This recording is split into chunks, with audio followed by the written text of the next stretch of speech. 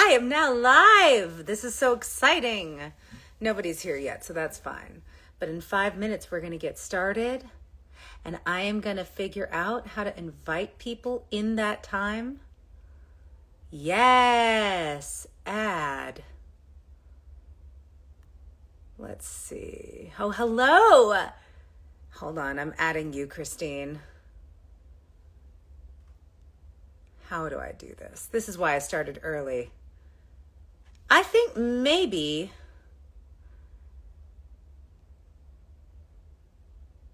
you have to request. Hi, Joyce. Hi, Ron. Christine, can you try requesting to join? Because I can't find the thing where I get to add you. And I know that shows that I don't know what I'm doing. Instagram Live. All right, I accepted the request. And now you should appear. There she is. Hello. We did it. We did it. I did it. I'm here. We did it, Joe. I literally got on early because I was like, I don't know how to do this. We're flying by the seats of our pants, ladies and gentlemen. Figure it out. We're going to figure it out. Hello. Okay, hello, people joining. It's so nice to see you all. I am here currently with Christine Rose Schermerhorn, who I will introduce properly in a minute. When we officially get started. But this is the first ever live that I've done on Instagram. It's for my podcast, ClosetEd, which talks about the secret private lives of so-called normal people.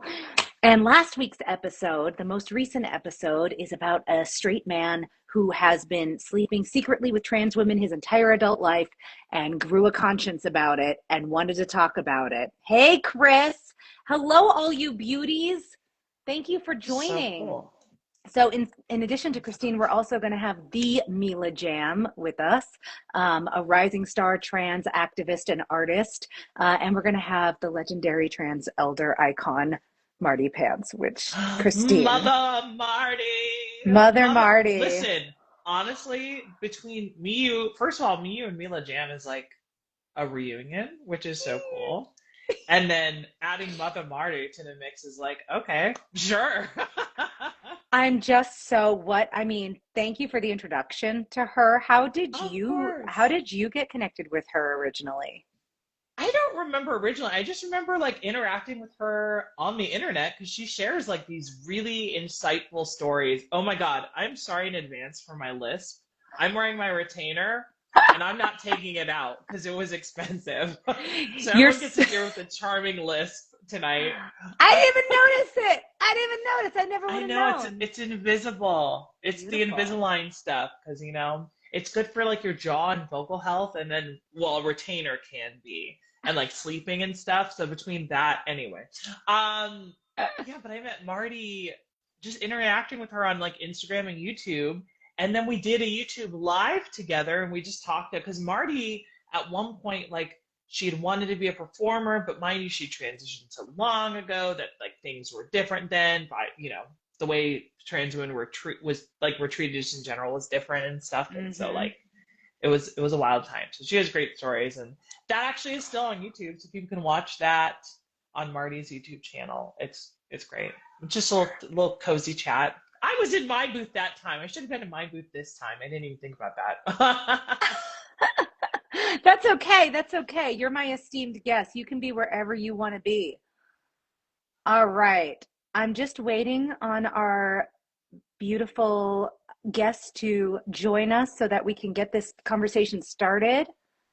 Thank you for those who are joining the live. Oh my God, Jim French, it's so nice to see you. I wish I could see. I don't think I can see who's on here. Yeah, it doesn't let me see, but I see that there are people, which is really cool. Okay, it's probably just me not knowing how to do. It's not easy. Yeah, all right. I don't know how to do it. So I just got a notification that said Mardi was unable to join, and I'm not sure why. So let me try that again. And it's not allowing me to invite Mila. Technology.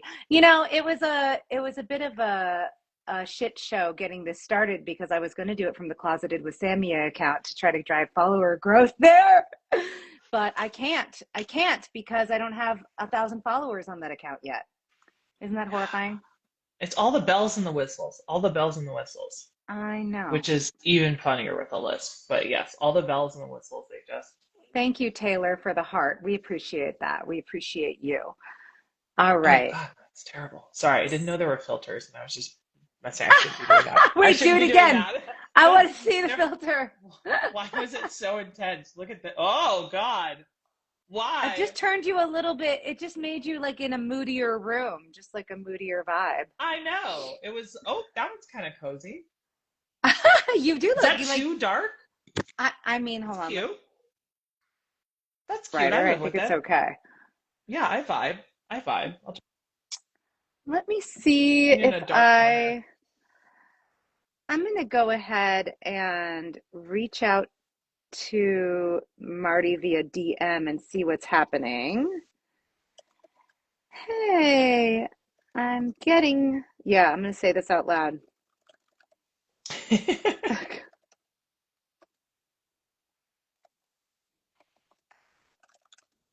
Who would have thought that there were so many filters? I'm not distracting you, but I am.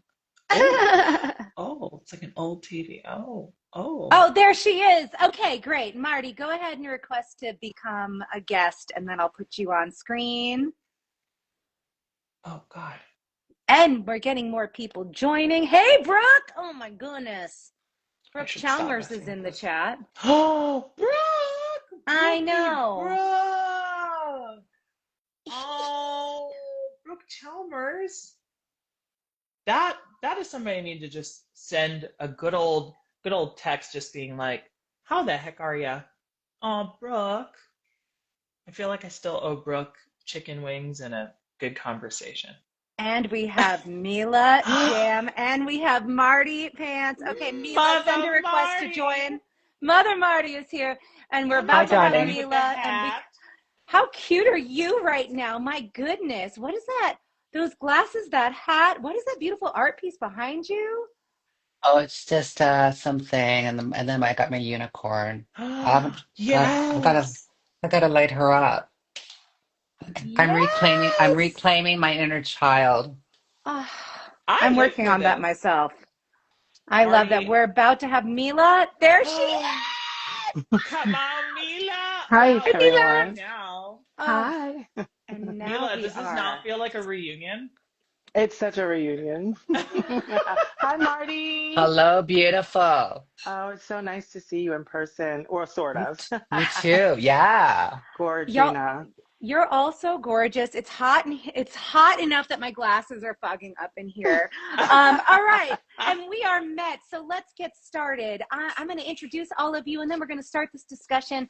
First of all, to all of you joining, thank you so much for being here. I'm Samia Mounts. I am the host and creator of the new podcast ClosetEd, which goes into anonymous stories of the secret private lives of so-called normal peoples, like people who look like total normies if you saw them in real life, but in their private lives, they are very subversive, and it's wonderful.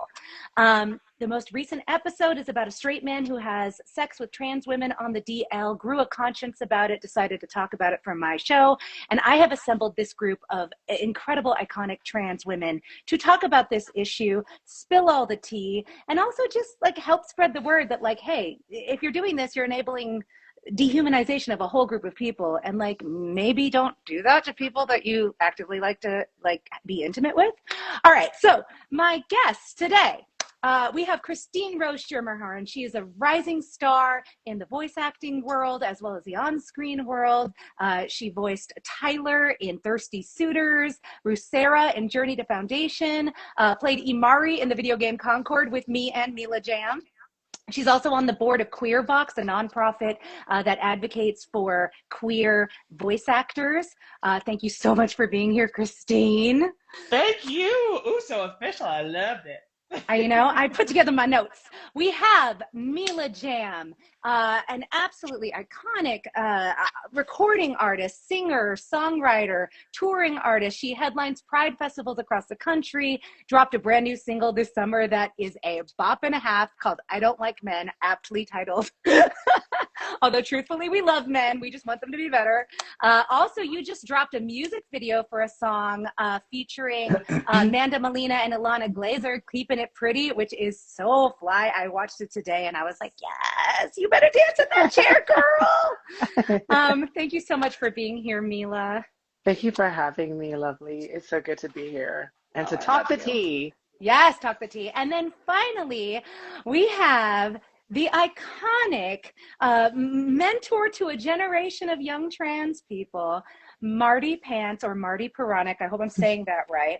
You are. Oh, excellent. Yeah. Mardi transitioned in the 1970s, has been blowing up all across social media, hundreds of thousands of followers, inspiring young trans kids and queer kids to be their full selves and showing that, hey, you can have a long, happy, fulfilling life being exactly who you are. And I am just so honored that you're here. I'm like blushing. Aw, thanks, honey. I love your podcast. I listened to that episode. Yeah, So it's good. great. Yeah, Oh, So thank good. you. good Yeah. Thank one. you so much. Oh, it's an honor. So I'm just so thrilled that you're all here today. So I wanted to start with the discussion, just opening up the floor. Let's hear some of your stories. Have you dealt with this issue of the DL men in your personal lives? Never. Why don't you start, Mila? Good Lord, I've gotten myself into some stuff already. Yeah, I mean, like, honestly, this is what the experience of being a trans woman is like. This is something that every trans woman has experienced. To me, it's the equivalent of cis women who have dated men having an encounter with a man that just didn't go well or go right or being mistreated in general. It's so common. It just happens so often and so much. So meeting men, who want you to be their secret, to be on the down low. And, at one point, like, I'm just proud of myself and some of my sisters for graduating and getting out of the mindset of like accepting the crumbs. We'll get into that later. But I have definitely dated my fair share of men who were down low, who were ashamed. Shame is very, very big in the trans amorous community. And the men's, we know that the men's are not okay. And that's why I wrote my song, I Don't Like Men, but I'm attracted to them. It's just dealing with patriarchal, systemic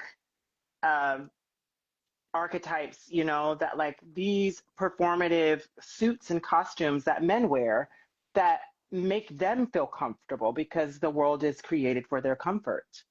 And we've just had to deal with that. And I say I graduated because I realized that not only do I deserve better, but I realized that like it doesn't get better until I make the decision to not participate in it. Mm-hmm. And Mhm. learning my own lessons. Like I think, one thing I always often say to other women who are not trans is what we don't get as trans women is the agency to know what it's like to tell men no, because a lot of our association to men is wanting their attention, wanting their validation. Our journey into womanhood is a little different, and most of us are just not raised under the umbrella of girly sensibilities. And we don't have the mentors and the parental figures telling us, now, as a woman, you need to like have boundaries. You need to take care of yourself and be a certain way. It's just like I just gotta be fabulous and cute and cunty and find a man. And you just accept whatever's getting kind of thrown at you, you Yeah. know? And it's also different because the conversation is happening now in real time. We are living in times where we are talking about this openly. And I know my girl Marty could probably talk on this, and Christine can probably talk on this. It has not always been a conversation, and that is new. Even though within the tipping point of the last 10 years, 11 years, it is relatively has been new that we're even in the zeitgeist and being talked and men owning that conversation and that narrative. So yeah. Yeah, thank you. Yeah. So I I mean, I just like the DL men for me, I've gotten to the place where I can separate the what's and the whys with it. I can understand it in a different way. I kind of get it, but what I don't get is someone not wanting better for themselves, and the men who want what they want finding ways to have what you want. Like our agency, this is what trans people do. We live our lives according to our own timeline, and that is what threatens most people. It's like we are Mhm. literally not considering, we consider it, but we obviously step out on faith and we go, I'm living for myself and I'm not living for you. I'm not living for this community. I'm not living for the parents. I'm not living for the white picket fence and the whatever it is, you know, and we just make those decisions for ourselves. And a lot of men just don't make decisions for themselves. The avoiding responsibility for making a decision thing is, yeah, a through line in men's behavior, not just in bad behavior towards trans women, but towards all women, towards minorities. It's wild. And being kept a secret is such a painful thing. There's a lot of overlap here between like other stigmatized groups, like fat women, for example, get kept a Oh secret yeah. by straight men a lot. Absolutely, absolutely. And it's just like, man, don't, I mean, like you're taking intimacy with this person, like where's the respect? Christine, Mardi, I would like to invite whoever is ready to speak on this. We're gonna get juicy tonight, honey. Let's talk about it. My biggest thing is like, and again, I have my Invisalign in, so I'm sorry for this charming list, but we're just gonna live with it, okay? So But like, cute. So right, cute. It's so charming. cute. But It's when it pinch your my biggest cheeks. thing is that it's like my biggest thing is like the dehumanizing aspect of it won't stop with trans people. I think that's my biggest thing. And Mila was basically saying it, right? Like after people feel like they can keep us a secret and we're so dehumanized, they're going to move on to the next marginalized group of probably women first that they can marginalize and dehumanize and then move on up. And I think the biggest thing is that it's just right now in society, it still feels like it's okay to treat trans women like less than, or to use this as the scapegoat. I would say just trans people in general, but we're trans women, you know, so. But like, that's, the, you would think that that's not so tied into like the DL man just being so casual and keeping you a secret, but it's not as innocuous as that because it can lead to violence toward trans women being okay, or just being people being a little bit more flippant about it because we're this like freak show group, this outside of society fringe thing, when it's like we're really just people living our lives. And I mean, I know we'll probably say this like 20 times today, but it's like everything that's going on right now too, like we are just people trying to live our lives and be happy, and we are not harming or taking anything away from other people. And so I think that's my biggest hope, is that people start to realize, you know, that we're just people doing our thing, okay? Yeah. But it's such a weird tie-in with the DL men. But yes, of course, I've experienced, the weird thing with me is I had been dating somebody, still was dating him, transitioned, and then we got married. So like we've been together for a while, which is cool. But the weird thing that I've experienced is ever since being married, now I've had DL men message me and I'm like, hello, I'm not even on the market. What are you doing?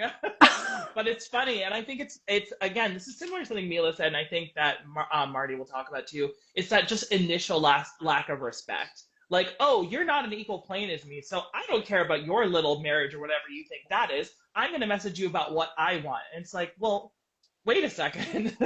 This is a two-way street, bub, and my street is closed. So I don't know. It's crazy. I love that about your story, Christine, that you have been with the same person since pre-transition. Yeah. Your love story is so beautiful and so wholesome and like aspirational to me, like hashtag relationship goals. Listen, shout out to the pansexual man. Yes. Yeah, like my husband like just met me, liked me for me, and then we're like, well, lots of things are gonna change, so I hope you're still okay with that. He was like, whatever makes you happy. And there are more people like that out there.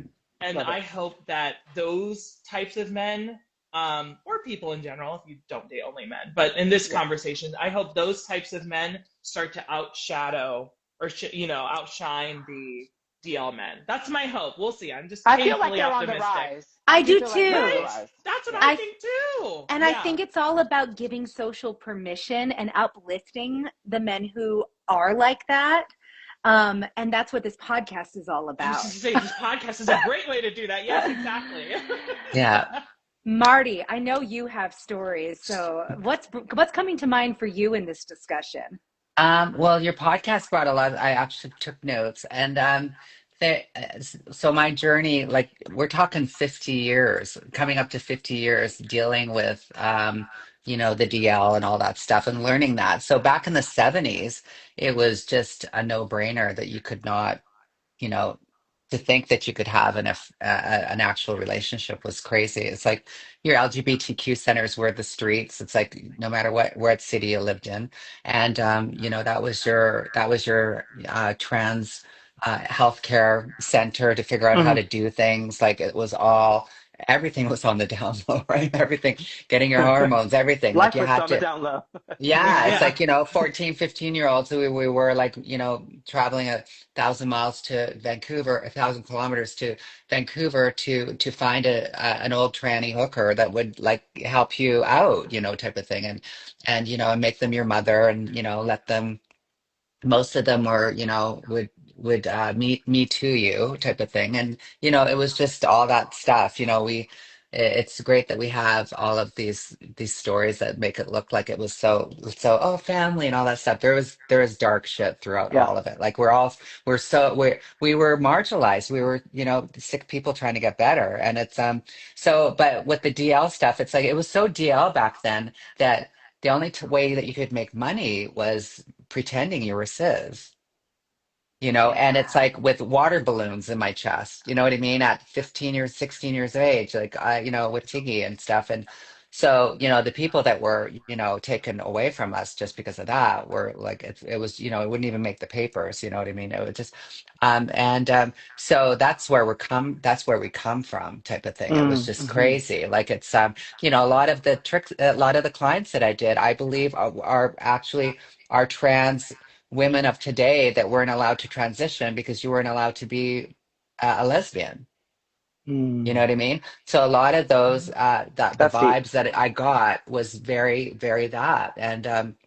Um, so and I can empathize with the DL man that you were talking about in that was on your show because it was like it's like being stealth, like living stealth. Like you have that guilt because you're flying under the wire, you're doing all this stuff, you're hearing stuff going on, and right in front of you on a bus. I remember some girl was getting clocked and yelled at and stuff, and they were just coming on to me when I got onto the bus, but I was going to work, and this is when I was in recovery and straight job, and I finally realized what was going on, and I slunk into my seat Mm-hmm. because I was scared, and and that didn't sit well with me, and that little seed of shame that I felt made me reach out, in recovery, and then some gay people told me to connect with this. There was this first organization for trans uh, marginalized trans people in Vancouver that was starting, and they said, I want you to meet these people, and maybe you can do some volunteer work there, and that's what got me I learned, I believe that you have to, when you feel something in your gut that's not right and it makes you feel uncomfortable, do that uncomfortable thing until you get good with it, right? Type of thing. And so that, that's what I did. And actually with this conversation too, I think that half of my life has been about that down low stuff because I, was non-op till I was 35, from 15 to 35. So I had 20 years. So I have a huge life that I dealt with those type of men. My first husband was a DL. And we broke up because I wanted to have my surgery. It was one of those things, right? And and it broke my heart. But it's like what? But after my last two husbands and the husband that was today, it's three times the charm, right? But my last two were just basically straight guys that were fine, like it's like but the my last one was from Berkeley, and he was an old kind of a hippie-ish kid, and when he was the Grateful Dead played at his high school like fucking not the reunion, but the graduation. Like that's how weird it was back then. You know what I mean? So he was, and he saw, he saw fluid people and stuff and everything. So it didn't really break the bank in his brain type of thing that he just asked me if I had the surgery. And I said yes. And so he was fine with it, right? It probably would have been a different thing if it wasn't, right? He probably, Mm. and same with my husband today. Like he was fine with it. He never ever had an experience with a post-op trans woman.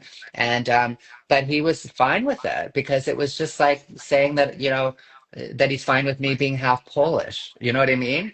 It's just he's just good, salt of the earth man, and they're out there, right, type of thing. So I kind of feel like I can understand the narrative of that podcast and everything, but until about 20 years ago, because that's when everything changed. Like it's like I'm so Mm. fucking glad that I don't have to deal with Mm. any of that fucking crazy shit anymore. You know what I mean? But even now, like they're trying to lump it all into it because now they're saying like Yeah, we're trying to trick everybody. And you know what I mean? And it's like, but they got a point because I was tricking people to survive back when I was a kid because that's what you had to do because that's what the world made you do. that's real. So Yeah, yeah, that's very real. yeah. What what do we think is the difference, like as far as experiences or outlook between these men like your husband, who are straight men, are secure in that straightness, and aren't like engulfed in like am I gay panic because they're attracted to a trans woman, Can I and the just men, say, go yeah. ahead, finish your question. I was going to say, and the men who are like, oh, what does this mean about me? Oh no, must deny this desire, or keep it a secret. Like, this is a question that fascinates me. Like, why are some people able to leapfrog all of this social programming I and don't others get stuck in know. it? Yeah, I don't know if I have that answer, but what I can say is what I've observed is there's a strong delineation where it's like either there's a demographic of men who are just trying to please other men. And I think women can agree with that across the board. They are living for each other. This is where the narrative like that I'm loving hearing now when I'm looking on TikTok and other channels where women who are not trans, but including trans women, they're talking about how men are literally just performing for each other and they're really more interested in each other. They don't even like women. Like that's another conversation. But I Yeah. do believe that the small percentage of men who are secure in themselves, who really identify with who they are and are okay with when they go to sleep at night, are the ones who are most open to falling in love or being with someone that they like, and it doesn't matter to them as much what that package really is. Like I feel like when a man meets a woman that he likes, he just goes for it.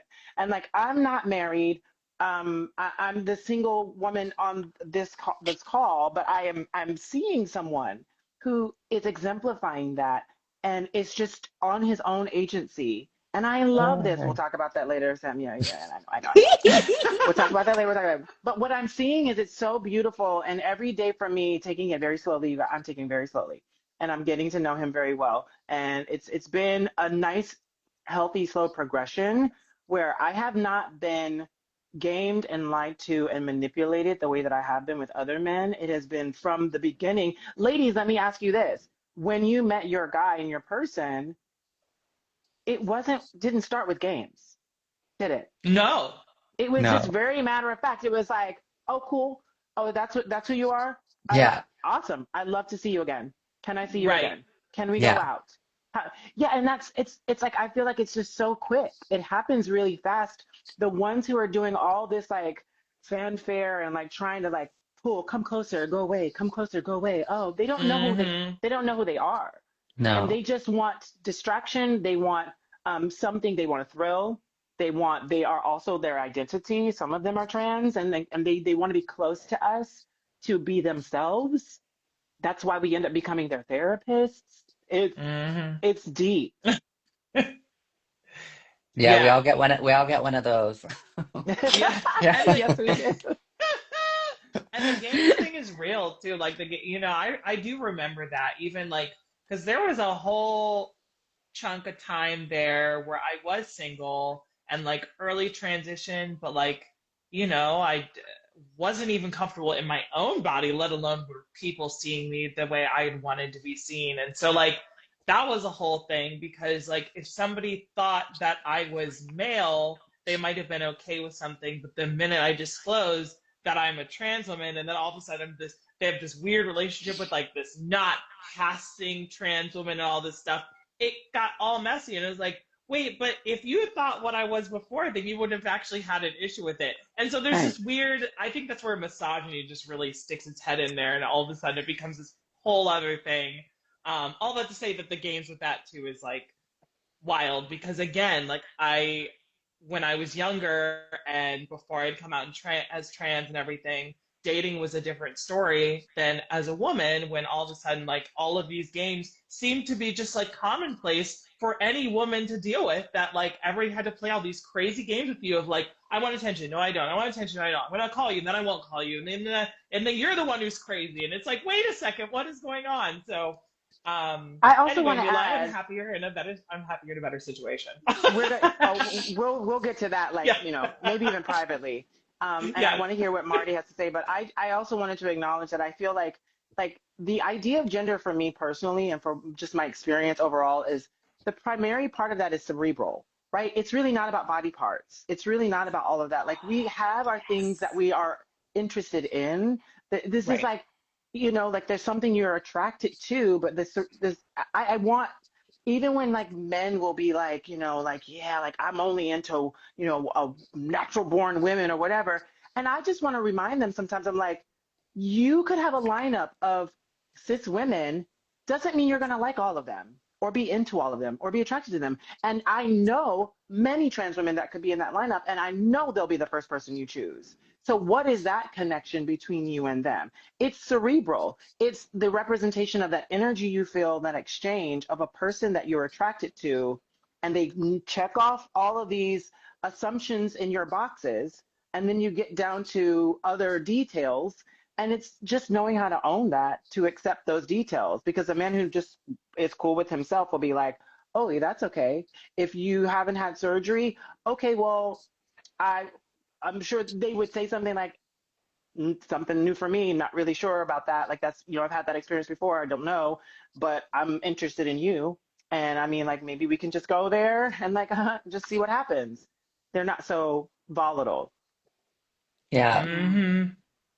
Well, yeah, even my husband, we've been together for 10 years now, and it's like when we met on Match.com, you know, and I and Oh, I just laid it all out at the profile, you know, saying, you know, that I had bottom surgery, everything, and you know, any inappropriate, you know, questions won't be tolerated. I won't even like. I really, really did, you know, I made all those verifications happen. So, you know, I had, you know, some really nice dates. You know, it was pretty good. They're out there, right? And mhm. but with 10 years gone past, and him kind of learning along with me the last 10 years, because trust me, 10 years ago I didn't even know what non-binary was. I was like this.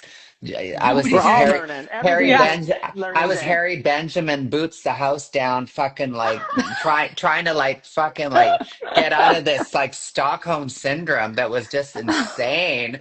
And all of my Oh. little non-binaries and people that would like pop up on my YouTube that I started, and you know, and on Twitter, and people calling me out for what I'm saying. And I'm, you know, I believe that my good skin is because I stay teachable. You know what I mean?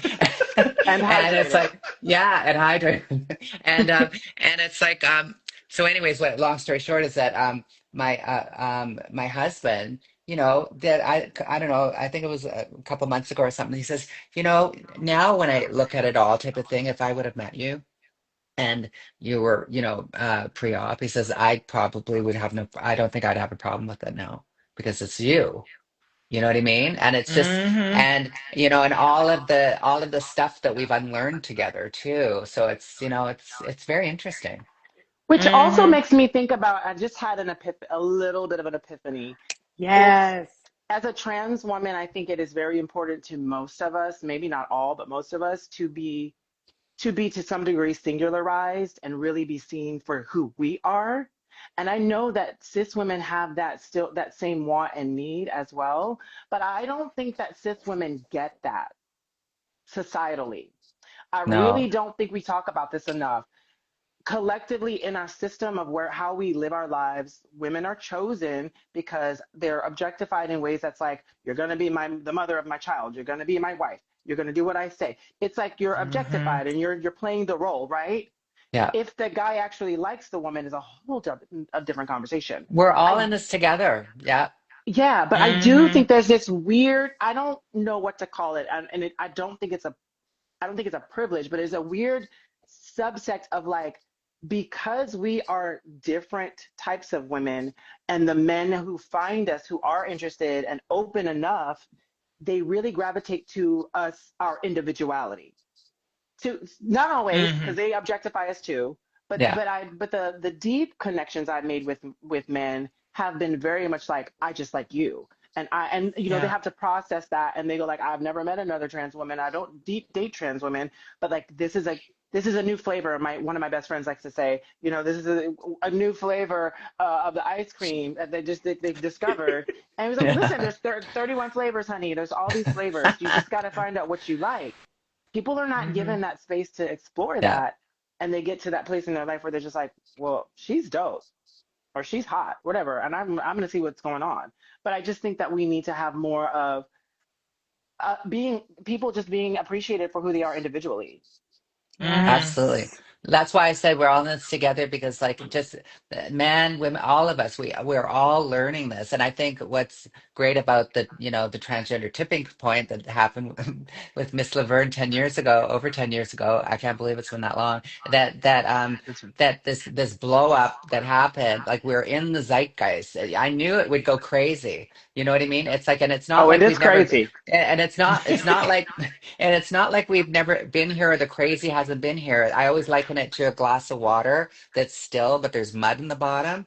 And all we Mm, did was stick in it and stir it around. And so we can see it all, but it's always been there, but at least it's yeah. not Mm-hmm. stuck in the mud. So it's like, so remember that when we're dealing with all this stuff, it's painful. It looks so fucking overwhelming. Take your breaks, do all that stuff. But we're in the zeitgeist. We're in that, where you can't put the genie back in the bottle. It's not going. And it's like, and this is going to help all of us as humans, right? Yeah. And thank you, just really quickly, Samia, thank you for being a positive reinforcement of sisterhood, because I think that the Yes. relationship between trans and cis women is very deep and very Mm-hmm. parallel, and we need each other. I don't like when Yeah. people try to pit us against each other, and it's like, Oh, No, as that was actually the that was actually the next question I was going to ask, because one thing that Ray in the podcast mentioned is that he was most afraid of stigma from cis women in his life, more so than from the men in his life. hmm. I think part of that, Mm-hmm. if I'm not going to speak too long, but I think part of that is, I think a part of that is a little bit of the Black experience. And I say that because I know that there's racial stuff there. And I Hmm. feel like in the Black community, um, you know, a lot of Black women are really taught how to uphold the patriarchy, and I know that white women do as well. But Oh, they like, do. there's, I know they do. Hmm. It's just it's a different seasoning, right? It's just a different seasoning that is used, and it's like, oh, you're not gonna get what's mine. You're not gonna get what's mine. Oh, there's you're Yeah. trans, oh, you're gay. The gay men coming for your man, the trans woman coming for your man. Oh, but that's mine, honey. That's mine. I was promised that. So it's all these promises that are made that are unfulfilled for people in general, because in this, in this country especially that we live in, sorry, Marty, but like, we like, Marty, we're all emigrating, by the way. We're all we're coming. come, emigrating. come. Get the rooms ready. We're coming to stay with you. A perpetual sleepover. Yes. I've got a half acre. We can build a couple yurts in the backyard. Let's make a commune. I'm so in. I'll bring the Oh, goats. I will Yeah, bring the yes. goats. but it's just weird that like he was getting that from a lot of cis women, because that's that competition. That's the side of competition where it's like, you can't take what's mine. Yeah. Yeah, yeah. Mm-hmm. And I just wanted to add, like when I was growing up in the 70s and stuff like that, like I said, like it was just we were so marginalized, we were so sick, we were so like, when I see when I see people fighting on the internet with their different accounts and stuff, it kind of reminds me of girls on their different corners when I was a Yeah, kid, it's screaming and throwing shade. And then some girls would run over to this one and get the information. More girls would be on this one talking to this one, getting the tea from that, all that shit, right? So, anyways, but so when I realized that I had to get the fuck out of there if I was going to Yeah. survive because all save my friends yourself. were dying Yeah. left, right, and center. And so I ended up, falling into recovery and into the arms of cis women, mainly gay, or omnisexual, very, very like, fluid, cool women. And in recovery, and they saved my ass. They saved my ass. Well, even growing up and everything, they were the ones. They were the only, for lack of a better word, normalcy that I had in my life, because they, were a part of that world type of thing. So I tried to learn that, and it could, I'm sure because I had the pretty privilege, I was able to do it, because a lot of my friends couldn't even do that, because if you looked uncomfortable to them, you wouldn't get it. You know what I mean? Like, it was just really sad. Hmm. So, but I know that I give my longevity definitely for surviving, because of the cisgender scene, and especially the punk rock alternative, Mm. that creative queer scene, because that was really the queer scene back then. And it wasn't, and then there was heterosexual based in it. You know what I mean? Like, it was just, but that's where I flourished, with people like that, and with the women. Like, I was raised, by this leather girl gang, wannabe band Oh. in Victoria Mm. in 1980s to 83. And we just ran around and just did crazy shit all the time. It was great. And I love lived it. lived lived above the Dayglow Abortions. They were the famous punk band in the 80s. And we the camaraderie that I had with those cisgender women. But if we had the language that we do today, I'm sure they wouldn't be calling themselves that type of thing, because Mm. they were all playing fluid with genders and stuff too. We were just having a lot of fun. But yeah, it was that's what saved my ass for sure. Yeah, back then. I I feel love like How hearing ironic about that. too. It's That's Yeah. crazy. Like amazing. some of my favorite stories that Marty has, and we've talked about this a billion times, but some of my favorite stories and some of my favorite pictures are like you and Tiggy, like being so artsy and rocky and punky. And Mm, so mm. it's such an interesting, ironic thing that like gender in some ways, especially for trans people, trans women especially, I think, was so rigid. And I think a lot of the ways women were treated in society in the 80s and the 90s were rigid in a lot of ways. So But then you rigid. had you had like David Bowie and Prince and Michael Jackson there being, I don't The know, 80s were obviously a queer little as bit of, fuck. What are you talking about? yes, Totally. Queer as Dirty you know the, what fuck. the I Dirty mean? Mind, the God. Dirty Mind album cover, the back end of it. Like, look, Prince in his fishnets. It's like, we were in love. It With his was, ass out. With his yeah, with ass his ass hmm out. out. We were like, oh Queer as yes. hell. Yes, Yeah. We yes, and the loved men it. and the women loved it. You know, everybody was like, "Oh, Prince is hot." You could have asked anybody, and anybody would have said Prince was hot. You know what I mean? And so, like, it's so Yeah. interesting. I always love that kind of dichotomy of those two things existing, and yeah, pictures of you and Tiggy is always just great to look at too. Oh, it was just fabulous. Yeah, Very, yeah. I've looked back at some of those pictures and been like, oh my it was God, so much hottie. fun. It's just like It was so hot much fun. cheese. Yeah. It's wild. It's so indicative of the truth of who we are as a species that our icons are usually people who play with gender expression, and yet we demonize people in normal everyday life who do anything outside what's considered the norm with gender expression. And people, get so defensive and angry when you suggest that gender is an expression. That's called Hmm. oppression. Yeah. Hmm. It's called That's manipulation. But the that's Oh, why cognitive but see, dissonance required to love a David yes. Bowie while condemning trans people, and there's that's plenty of why people who do that, is That's just why being a mind boggling. being a being a kid growing up in the 1970s was a trans kids Shangri-La, because Mm. everybody was playing with gender. It was like we just came out of the summer of love stuff and everything like that, Yeah. and then it became universal. And I'd like to Teach the world to sing, that album. Yeah, that song, that commercial and everything. Like it was Mm. just everybody was dressed in these fluffy, peasant stuff, and the men were like all, Hmm. wearing, very Flowing family, garments and yeah, family, and everything everything. was So femi. so Long you could hair. Yes. trans kids is just flow right through it. It was But just then, like, but then I guess we just have to, I mean, I think we just credit capitalism to most of the change from that because they're like, there's this shift. I'm not only capitalism, but it's like, well, like how do we sell people? Everything is selling people a story, a narrative, and a costume. And yeah, when they're sold a specific costume, that's what people don't think for themselves. They need someone to tell them who they are. So it's yeah, Hmm. like it's a even the good culture point. of the workforce changing through COVID and people what they would wear. Like people don't wear suits like that anymore to go to the office, and women are not wearing the pencil skirts as much as they used to. The 80s was like men are in suits and women are in skirts, and women are in heels, and you're doing this and you're doing that. And then it's like COVID happens. Well, skipping the 90s, but COVID happens, and then everything is like you're home. You're home and you're in athleisure and you're in relaxing wear, and it blurs the lines. But then like it sort of opens this gateway for people to just decide, okay, well, what do I want to wear? I just want to be comfortable. Okay, well, what do I like? So the gender roles start to get a little bit, dispersed, and then they're gonna find another way to be like, no, no, no, tighten up, tighten. This is what we're seeing now. It's this cyclical thing circling us back. Yeah. Okay, now the trans people are too loud. Take them out of the bathrooms. Don't let them go out of the house. We don't want to Hmm. see them. Get rid of them. And then we're just like, girl, we ain't going nowhere. It's still, we're going to be here no matter how many trans people you try to get rid of. Like, Hmm. But And it's always like get them out of the bathrooms unless they can pass.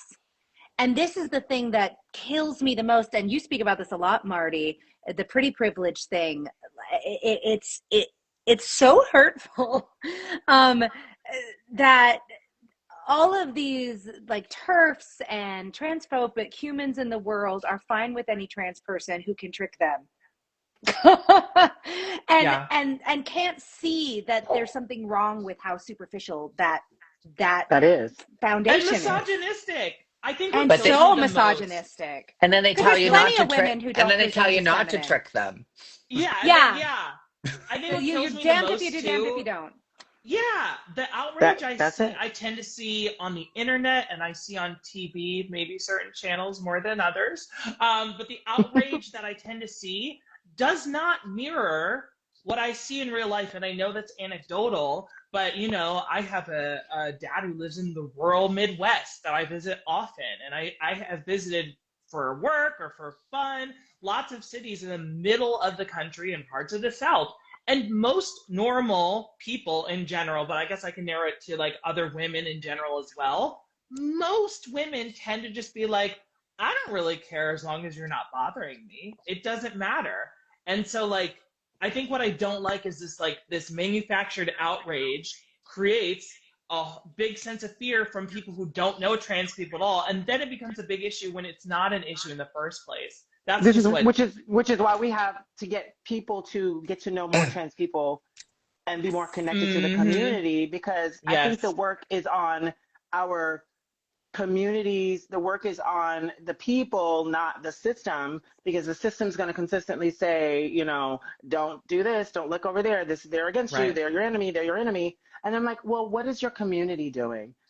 You have the Hmm. trans friend next door. Do you know who they are? Are they threatening you? They're not threatening you. They're not in your Mm. bathroom. Most trans people don't like kids. Hello. Like, I don't want your kids. I don't want to see your kids. I don't want to have no kids. I'm not trying to be put, keep the kids. And they Yeah. keep saying the trans people are coming for the kids. No, we're not. No. Okay. No. And the ones trans people that do like children, they're like the most like giving, like earth, like, Earth green earth Mama. carrying earth mamas trying to be like, let me teach you the ropes and teach you how to live life. Like, Yes. You, I Hmm. have to As I say, like as I emit every progesterone everywhere. Yeah. mm, We are getting so many hearts and hundreds from the audience right now. So since we're going to be wrapping this up in the next 10 to 15 minutes, I want to open it up. If anyone's got a question for these beautiful guests, feel free to put it in the chat. And if I decide that I want to hear the answers, I will read it out loud.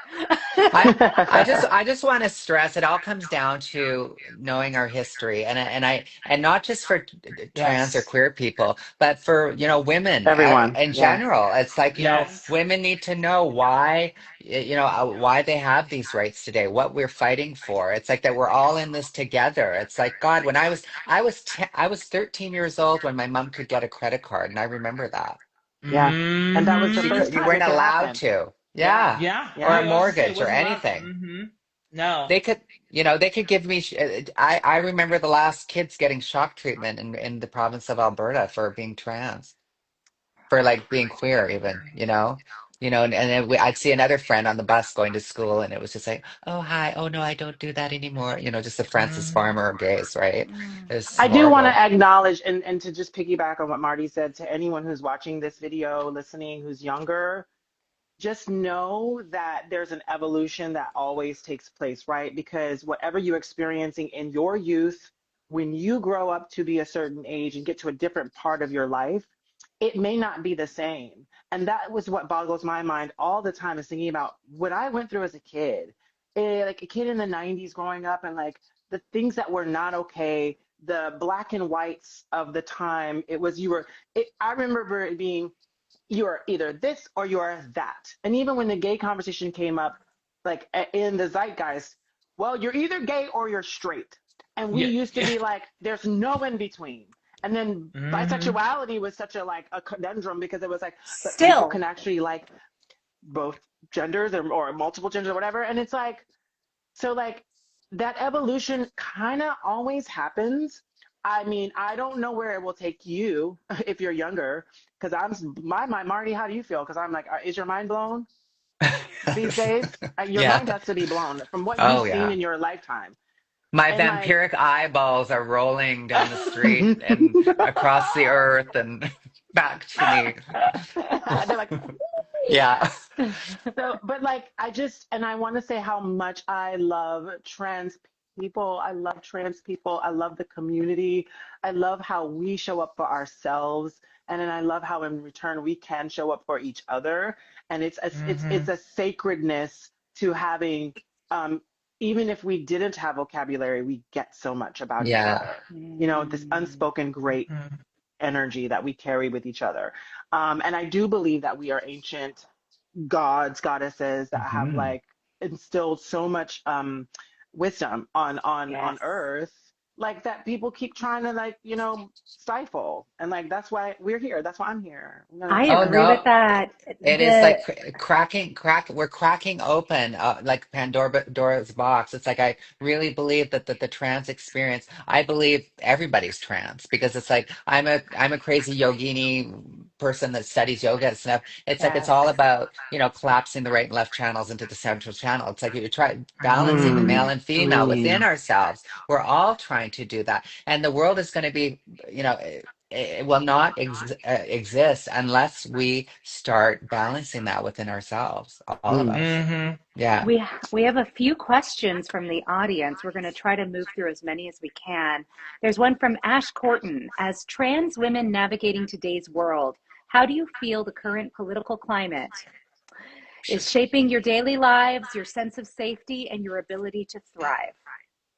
There's one thing two things. One, I will emphasize that Marty said earlier, while you still can and as you still have access, genuinely read your history. Like figure out where people like you come from. Figure out what different eras through the United States were like, or even what it was like in, North America and Canada versus like the global South. Like really read your history and start to decipher things on your own so that when you see things, you can start to put the patterns together. Mm. As far as staying safe, some there are, oh my gosh, a myriad of things that you can do right now to stay safe. I think one of the biggest ones is to take care of your mental health and really lean on your support system. Don't feel guilty about needing help or needing a support system or needing a therapist or different kinds of therapy or family or friends.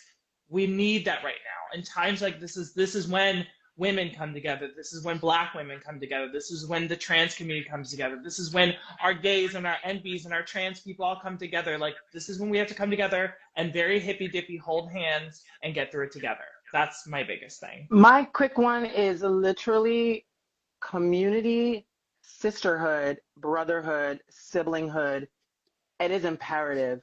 Like, I spoke to a trans woman that I know that I met over the past year who's been going through some emotional things with her transition and has felt a little lost and was not sure of how she wanted to continue, if she wanted to continue living as she's expressed herself.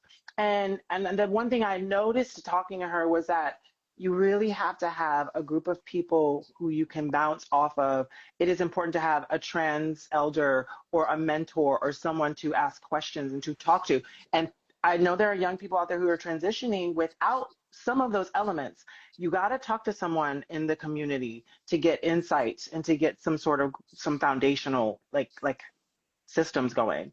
And that will set you up and then try to curate. I have a very strong girl group, sisterhood group of friends. That keeps me grounded. If I didn't have my girls, it would not be the same. It would be harder. Those are my things. Yeah. Yeah, I try to tell everybody that this is our civil rights moment when it comes to the trans experience, right? And you know, it's these are rights being taken away from us that you got to remember that they weren't here before, Mm, right? So it's yeah. like, so, you know, if I could wake up my sisters from the ethers and see what we're Mm. fighting, they'd just go, okay, let's go. Let's go. They'd be just like, wow, this is amazing. I can't believe this. I can't believe we have all these rights they're trying to take away. Well, they're not going to, you know what I mean? Because we didn't have any at all. Right. There was And that's nothing. Like, history. That's learning that Yeah, and history. that's it. that Learning the perspective. history, and to know we will get through this. And if you are in a unsafe place, my whole journey has been about, you know, well, I had to leave everything I knew as a kid and go to the next safer place, which was Davie Street in Vancouver, and, you know, work the streets. You know, I'm not saying for people to do that, but I'm saying there are so many sanctuary cities and places in Canada and stuff like that that you can look into to get away. And because my life has always been to going to finding the next safer place after that. Hmm. And the next safer place was, you know, getting a glucose daddy. I'm not telling you to do that, but it's like that's what I did. And it's like, and then it was getting into recovery. You know what I mean? And having that sisterhood around me, like all of those, you know, and you know, I was the only trans woman in recovery in Vancouver back in the '90s. It Mm. was horrible. I had to stay stealth in that until I could trust who I could trust, you know. And then when I could trust those people, I have I have the sisterhood of cisgender recovering alcoholics that are just you know, is they're my lifeline, right? And Mm. now I'm Love it. cultivating all of you beautiful people Mm. on the web. Like, it's just amazing to be able to actually have these conversations. It's kind of spooky because I never thought I'd have it. We You know what have I And mean? we this are This, so comment. thankful to have you. Thank you, Marty, for being able to There's share. a thank reason you. you You're are It just my so fills my Marty. important. heart. It fills my There's Yeah. a heart. reason. It really does. My broken heart, it really fills it up. Like, it just does so much. I can't wait to It's squeeze you all in person. I just can't. I've got signed for my first book, so it's like I can't wait to tour with it and just hug everybody to death. I need a book. Marty, the congratulations. minute I can see you in person, you're gonna be mad because I won't let go. Oh, And I'm a tall bitch, I will so let you you. I know. love it. I love it. I can't wait. I wish I could get to all the questions, but I'm just gonna get to one more because we want to wrap this at the top of the next hour. And before I go on, we have a comment here from Robin H35, speaking to your Davie Street experiences, Marty, who said, if it weren't for trans people, sex work would look so much different. They ran so sex workers could walk, and it shouldn't even have to be said that they deserve all the respect. And I love that because it's like sex workers' rights also is something I am here for. Thank you. And Yeah, Um, thanks for all the yeah. cis girls that helped me out when I couldn't, if you know what I mean. so the question I want to wrap with, which I love so much. It's from Christmas Comfort 365, who asked, what small daily things can we do to dismantle the hatred? I'm gonna Good one. say this is a little bit more woo-woo, but I'm a very spiritual goddess, warrior, witchy woman. And I Yes. really believe that I have practiced this. I do this every day that I wake up. I always take agency and stock of my ability to be here and be in this experience, in this realm of whatever this life is. And I speak to my transcestors, my ancestors. I speak to energies that are around me. And I think words are spells. And I honestly get in that mirror and I say, I am abundant. I am safe. I am loved. I am cared for. I am a gift. And it helps create a barrier of protection with my energy. And I guarantee you, it will change your life. It will make things move and shift around you when you're in Mm-hmm. situations and you're like, whoa, how did I get out of that? I escaped that. Something just fell down behind me or in front of me. And it was like, oh my God, I was protected. We are protected. But you have to use your voice and you have to activate that. That's just one thing that I do to always keep myself grounded.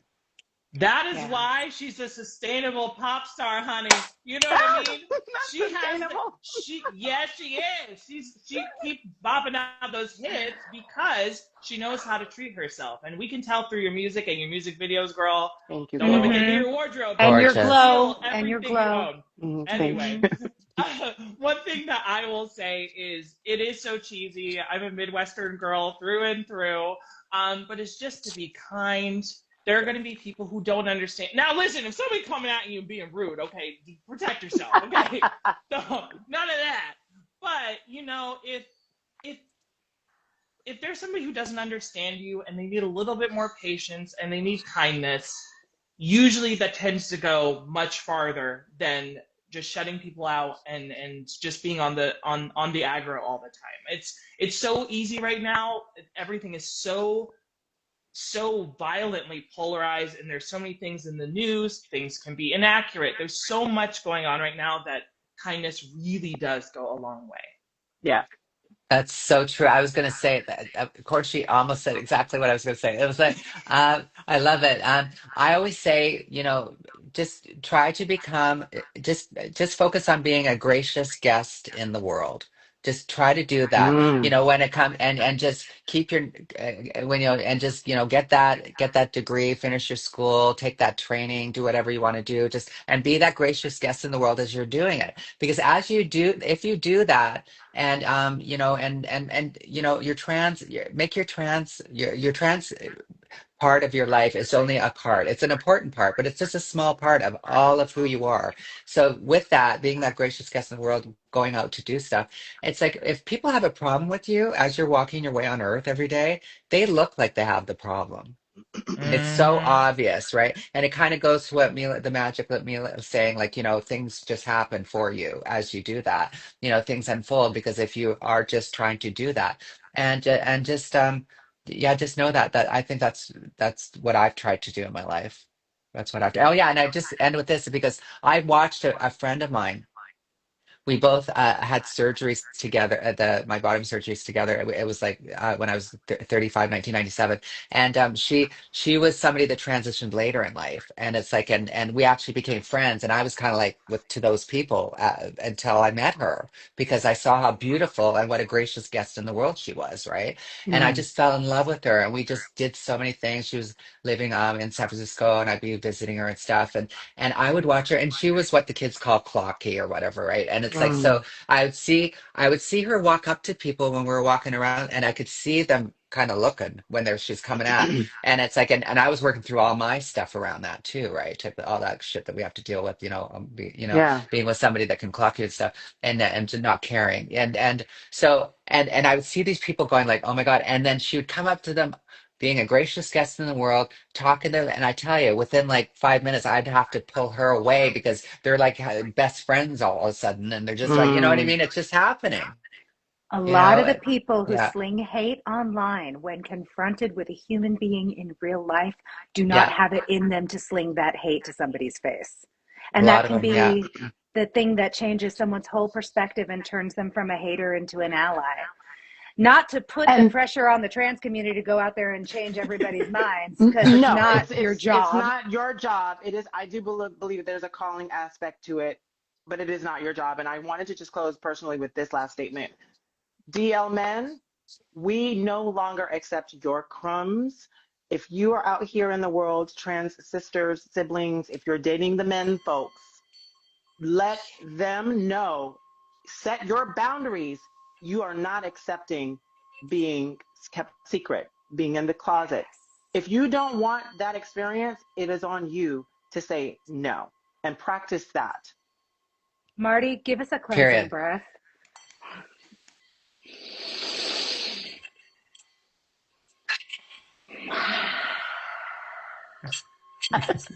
Thank you so much, you gorgeous goddesses. Thank you, audience who stuck with us, who joined midway. Christine Rose Schermerhorn, Mila Jam, Mardi Pantz. All of you are iconic and heroes to me. I and love I'm you, very ladies. inspired. I love Love you you Oh, too. I all. love you all. You guys are all And amazing. tune into another episode of ClosetEd dropping this Wednesday about a very mild-mannered Korean data scientist who has sex with his group of friends and nobody knows but me and soon the world. Ooh, juicy. The podcast is so juicy. I love it so Love much. it. I love you so much. Thank you again for this. I'm going to save this video. We'll post it on YouTube. We'll get it out to I the want to world for reshare those who it. couldn't watch the live. I want to come on as an anonymous guest and tell you some weird stories. Honey, we will talk. We will talk. I can change voices. All right, loves. Have a wonderful day, all of you, and thank Love you you so too, much. all three. Love you, ladies. Mwah. Bye. Love you so Bye. much. Bye. Bye, babies.